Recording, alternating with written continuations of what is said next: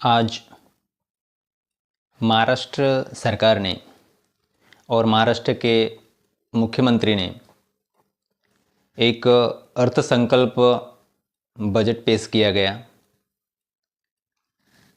जिसमें कुछ अपने ही पूंजीपति लोगों के लिए, उनके हित के लिए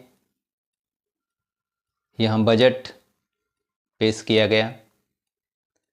इसमें 3 चीज़ें हैं।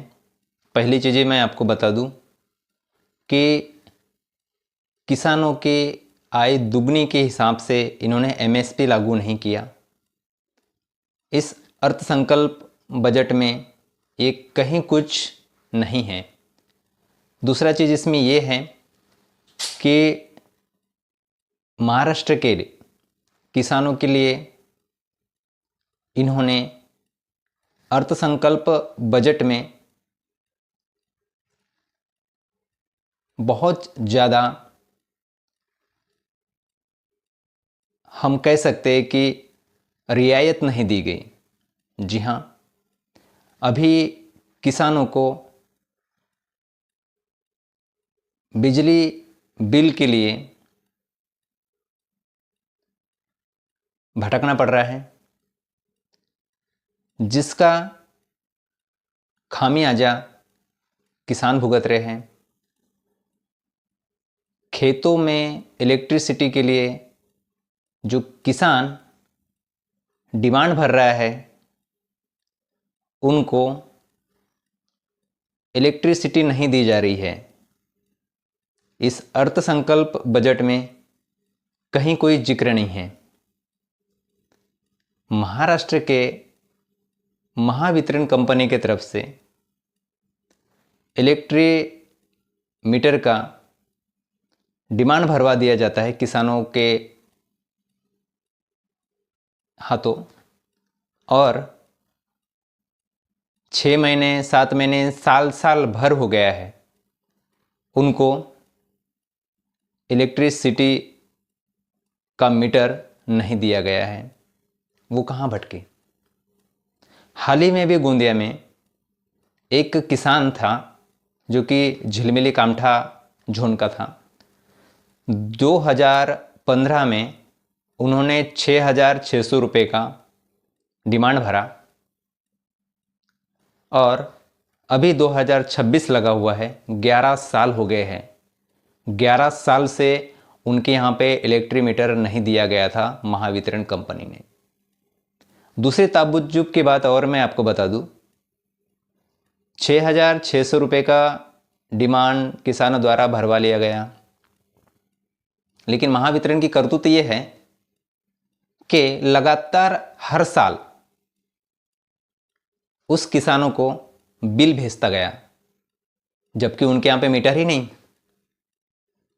और भी 420 का काम ये था कि इलेक्ट्रिक का बिल बरोबर साल के साल उनके घर पे आता था, उनके नाम से बिल प्रिंट करके आया था, लेकिन मीटर ही नहीं। ऐसा जो काम है महाराष्ट्र सरकार द्वारा किया जा रहा है। दूसरा इसमें ये चीज़ें है कि 2 लाख रुपए तक का कर्ज माफ़ी के लिए कहा गया है।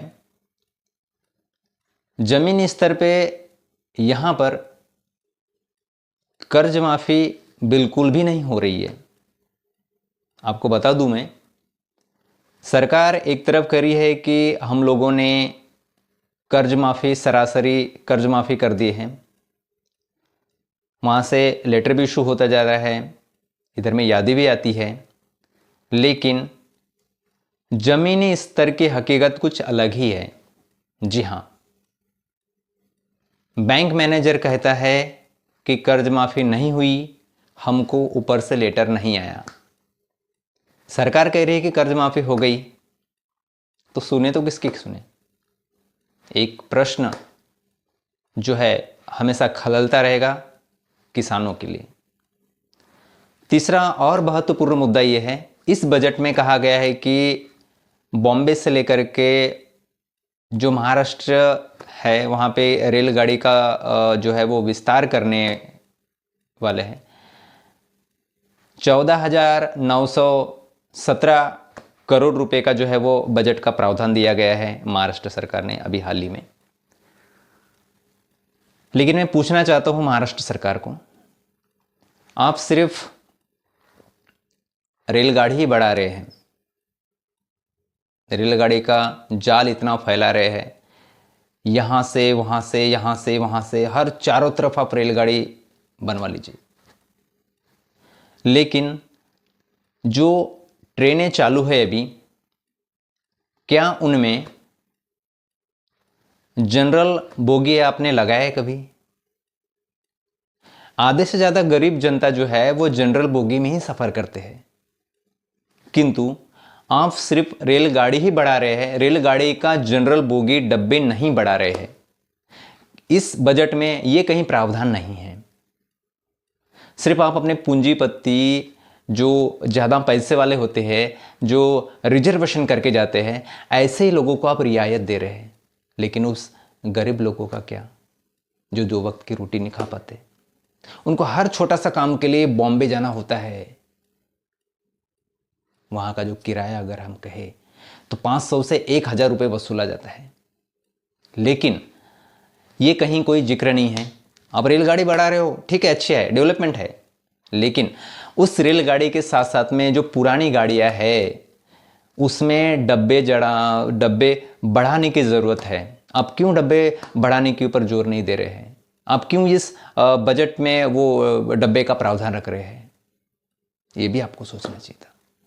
सरासर मेरे नज़रों में ये पूरा का पूरा जो अब बजट पेश किया गया है, ये किसानों के हित में नहीं किया गया है, गरीबों को हित में नहीं किया गया है। अदानी अंबानी जो है उनकी रेलगाड़ी चलाने के लिए, माल मुहैया कराने के लिए, ये सारा जो चीज़ें है वो षड्यंत्र कर जा रहा है, ऐसा मुझे लगता है। बाकी जनता जनार्दन समझदार हैं, बहुत जल्द ही इसके ऊपर जवाब देंगे। धन्यवाद।